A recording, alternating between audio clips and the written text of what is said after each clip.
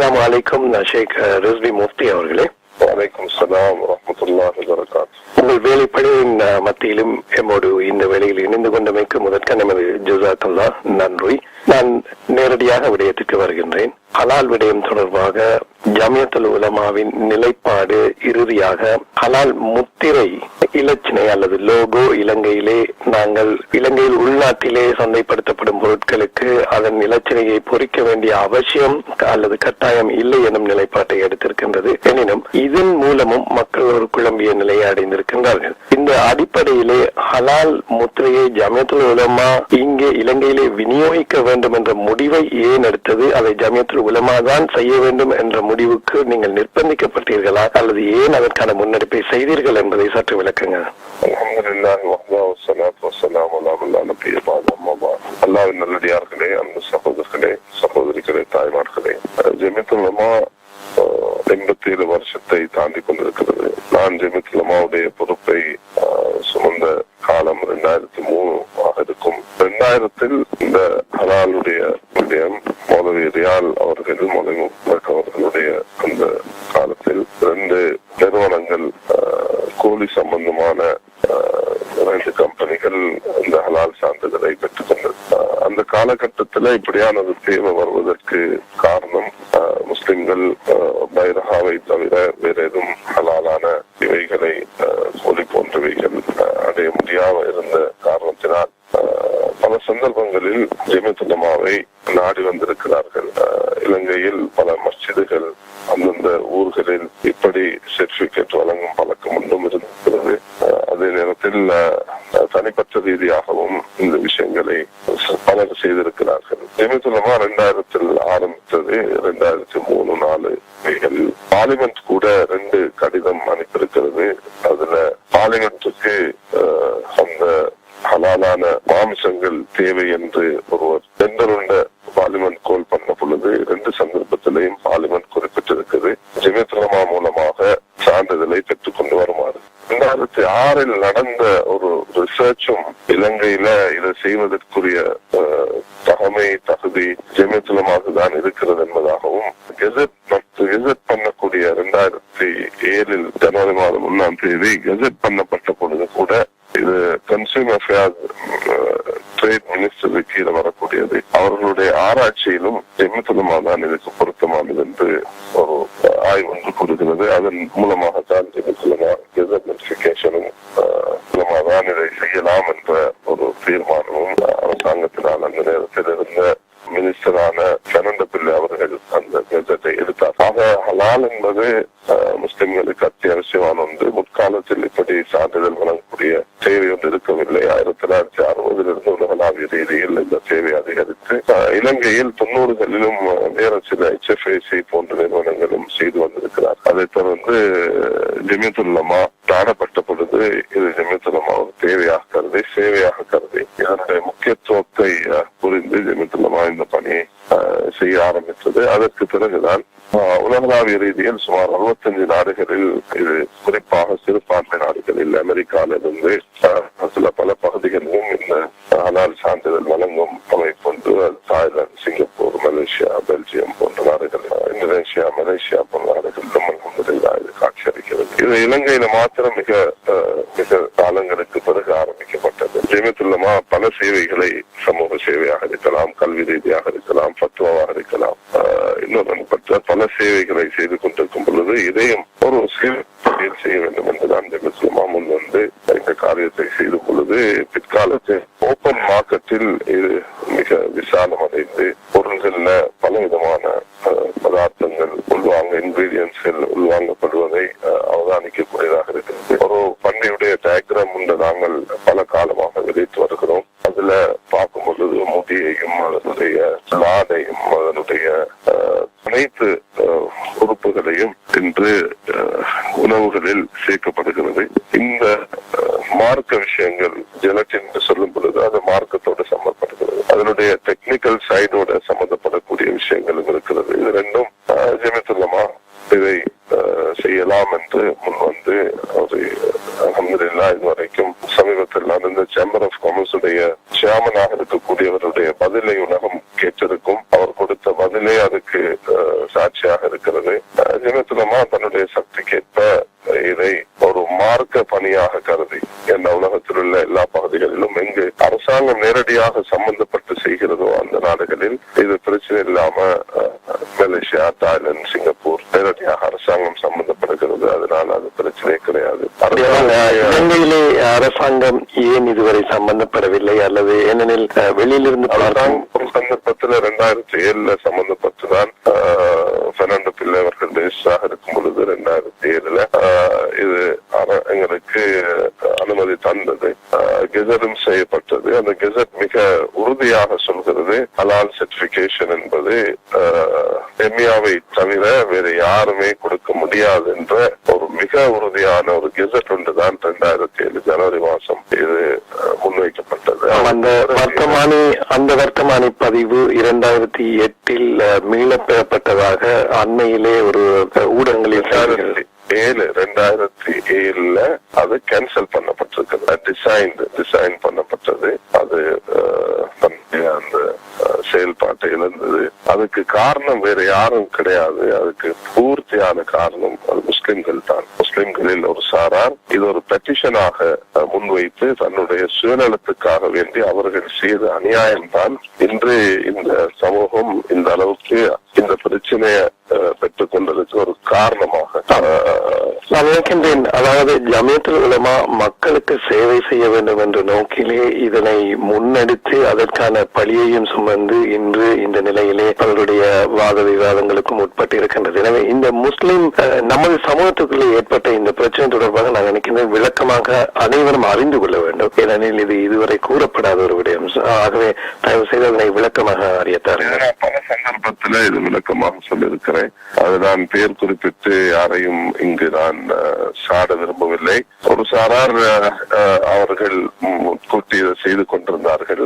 சின்ன மட்டத்தில் ஜமியத்துல் உலமா ஆரம்பித்து நடந்து இந்த விஷயத்தை செய்து கொண்டு போகும் பொழுது ஜமியத்துல் உலமா எப்பொழுதும் ஒரு அங்கீகாரத்துடன் முதலாவது ஜமியத்துல் உலமா பார்லிமெண்ட் ஆக்ட் 2052 என்ற இந்த அடிப்படையில் ஜமியத்துல் உலமா இன்கார்பரேட்டட் பார்லிமெண்ட் ஆக்ட் கீழே இன்கார்பரேட் செய்யப்பட்டிருக்கிறது. அதனால ஜமியத்துல் உலமாவுக்கு ஒரு அதிகாரம் இருக்குது. அது நான் நேற்று விரிவாக முந்தைய தினம் கண்டியில் பேசியிருக்கிறேன். அந்த பயானை யாரும் டவுன்லோட் பண்ணி நீங்க அதுக்கு உதவி செய்வீர்கள் என்றால் அது மிக தெளிவாக அந்த சட்டத்துடைய விஷயங்களை நான் முன்வைத்திருக்கிறேன். இன்கார்பரேட் செய்யப்பட்டிருக்கிறது பார்லிமெண்ட்ல. அதுல to promote and welfare and social and economic of Muslims என்பது எங்களுடைய அப்ஜெக்டிவ்ஸ்ல போடப்பட்டிருக்கிறது. இந்த உபக்குழு ஒன்று அரசாங்கத்தினால் நியமிக்கப்பட்டு அந்த உபக்குழு தற்போது நீங்கள் எடுத்திருக்கும் நிலைக்கு எதிரான நிலையை எடுக்கக்கூடும் என்று எதிர்பார்க்கப்படுகின்றது. அது குறித்து நீங்கள் என்ன நினைக்கின்றீர்கள்? நாங்க உபக்குழுக்கு எல்லா விஷயத்தையும் சமர்ப்பித்திருக்கிறோம். ஒரு நிலைப்பாடு நமக்கு இன்கார்பரேட்டடாக இருப்பது பார்லிமெண்ட்ல ஒன்னாவது. இரண்டாவது பார்லிமெண்டே 2 விடுத்தம் எங்களிடத்துலதான் ஹலால் சான்றிதழ் பெற்று வர வேண்டும் என்று சொல்லிக் கொண்டது. இவைகள் எல்லாம் ஜமியத்துல் உலமா இன்னும் கெசட் செய்யப்பட்டது. இவை எல்லாம் ஜெமியாவுடைய ஒரு தெளிவை நான் நிற்கிறது. ஜெமியாவுக்கு இந்த ரைட்ஸ் வந்து இருக்குது என்பதை அது சொல்லுகிறது. அந்த இவைகள் எல்லாம் நாம் உபக்குழுக்கு முன்வைத்திருக்கிறோம். இன்னும் இதுவரைக்கும் ஜமியத்துல் உலமா செய்து வந்த இதுகளை காணக்கூடியதாக இருக்கிறது. ஒரு சிலர் எங்களுடைய லாயர்ஸ் அசோசியேஷன் மூலமாக நாம் பெற்றுக்கொண்ட ஒரு தெளிவுதான் அது சர்டிபிகேஷன் ஒன்று கொடுப்பதற்கு பெரிய ஒரு லீகல் என்டிட்டி ஒன்று தேவைப்பட மாட்டாது என்பதை மிக தெளிவாக முன்வைத்திருக்கிறார்கள். அதனால் யாரும் ஒருவருக்கு டைரக்டர் சர்டிபிகேட் கொடுப்பதற்கு அதுக்கு அரசாங்கம் ஒரு சான்றிதழ் வழங்க வேண்டும் என்ற தேவை ஒன்று கிடையாது.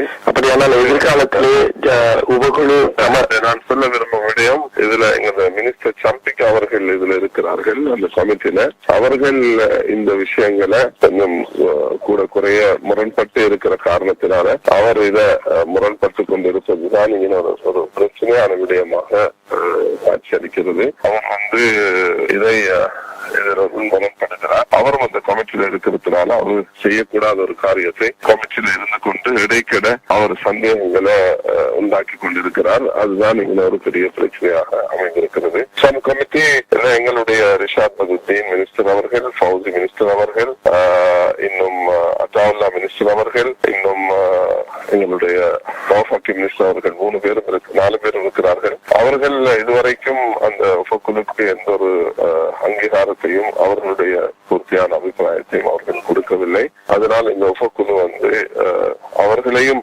அனுசரித்துதான் இந்த தீர்மானத்தை எடுக்க வேண்டும்.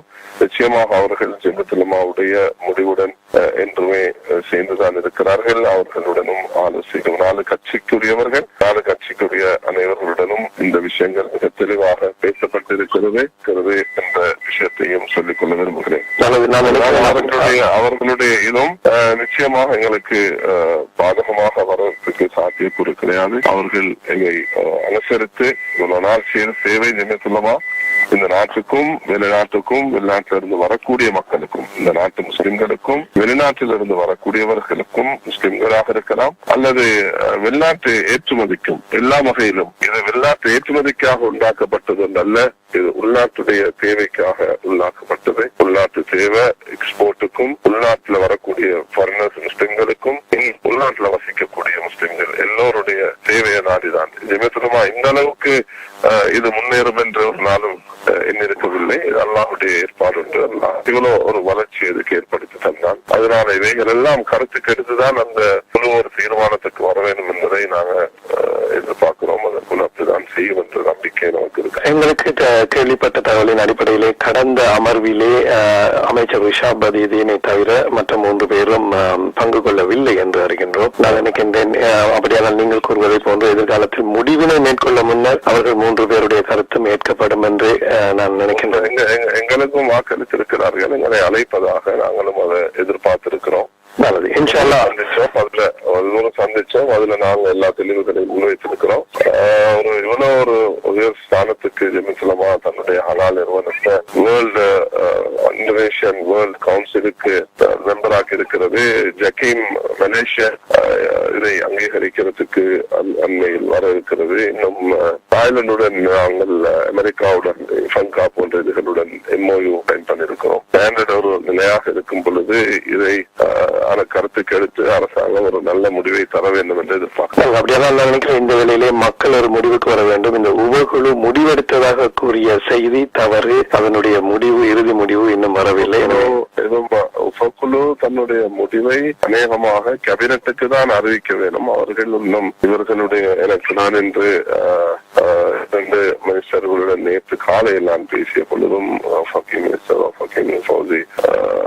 சீனியர் மினிஸ்டர் ஃபௌசி அவர்களும் இதுவரைக்கும் அவர்களுக்கு இது ஏதும் சமர்ப்பிக்கப்படவில்லை என்பதாக அவர்கள் சொன்னார். இந்த வேளையிலே இப்பொழுது சில வேளைகளில் இந்த பிரச்சனைகள் சம்பிக்கரனாக்க போன்றவர்கள் ஒரு தீவிரமான போக்கை கடைபிடிப்பதால் இலங்கையிலே ஜமியத்துல் உலமாவும் ஹலால் சான்றிதழை வழங்க முடியும். இன்னும் ஒரு அமைப்பும், உதாரணமாக முஸ்லிம் கலாச்சார திணைக்களமோ அல்லது இன்னும் ஒரு அமைப்பும் வழங்க முடியும் எனும் ஒரு தீர்வு எட்டப்படும் என்று எதிர்பார்க்கின்றீர்களா? அவ்வாறான குழப்பங்கள் ஏற்படுமா?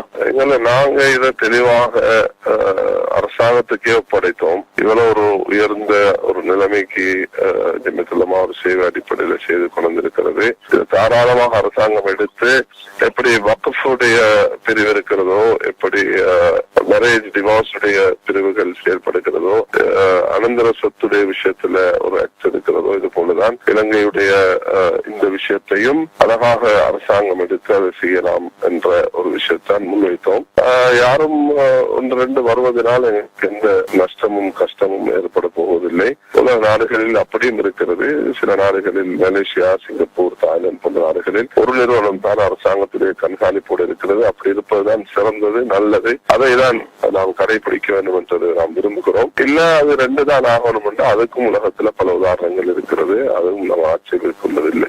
இப்பொழுது முஸ்லிம்களை பொறுத்தவரையிலே அன்றைய தினம் நீங்கள் அந்த ஊடகவியலாளர் மாநாட்டிலே வைத்து அறிவித்த இந்த ஹலால் பொறிமுறை, அதாவது ஹலால் சான்றிதழ் வழங்குவது தொடரப்படும். ஆனால் ஹலால் லோகோவினை உள்நாட்டிலே இவர்கள் விரும்பினால் இணைத்துக் கொள்ளலாம், இல்லாவிட்டால் தேவையில்லை என்று நீங்கள் கூறியிருந்தீர்கள். இதன் பின்னணியில் சில முஸ்லிம்கள், அதாவது நமது சமூகத்திலேயே ஜமியத்துல் உலமா தம்மை கைவிட்டு விட்டது, அதாவது அவர்களுடைய பார்வை எப்படியாக இருக்கின்றது என்று சொன்னால், ஏற்றுமதிக்காக சான்றிதழ் வழங்க முடியும், இலச்சினை பொறிக்க முடியும் என்றால் ஏன் உள்நாட்டிலே நாம் கைவிடப்பட்டோமா என்று ஒரு ஆதங்கம், நான் நினைக்கிறேன் அது உணர்வு மிகுதியாக கூட இருக்கும். இந்த நிலையில் இருப்பவர்கள் தெளிவு பெறுவதற்கு நான் நினைக்கின்றேன் உங்களிடமிருந்து அதற்குரிய விளக்கம் அவர்களுக்கு வழங்கப்பட்டால் நிச்சயமாக தெளிவு பெறுவார்கள். எனவே என்ன கூற விரும்புகின்றீர்கள்? அவங்க இதை பல